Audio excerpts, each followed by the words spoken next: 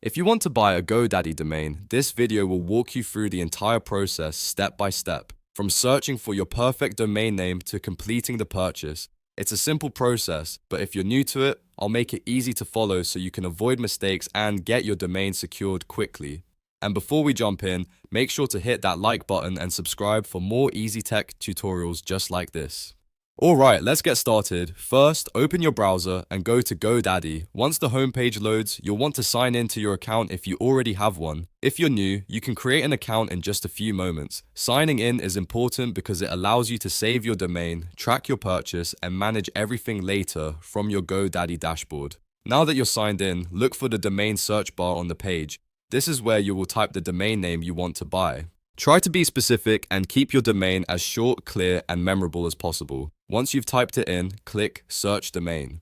GoDaddy will now check whether that domain is available for registration. If your domain is available, you'll see the option to add it to your cart. This is the best case scenario because it means you can claim that name right away before someone else buys it. Click Add to Cart to continue. If the domain is not available, don't worry. GoDaddy will usually show a list of suggested alternatives, and you can pick one that fits your brand or business a little better.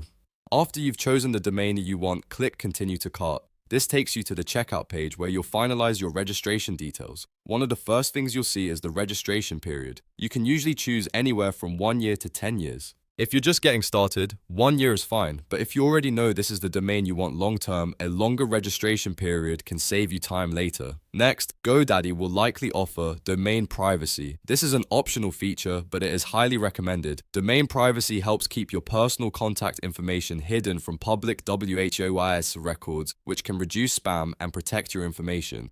If you want a more secure and professional setup, this is definitely something worth considering. Once you've reviewed the options you want, look for the Ready for Checkout button and click it. This moves you into the final payment stage. Here, GoDaddy will ask for your billing details, and you'll need to enter your payment information carefully.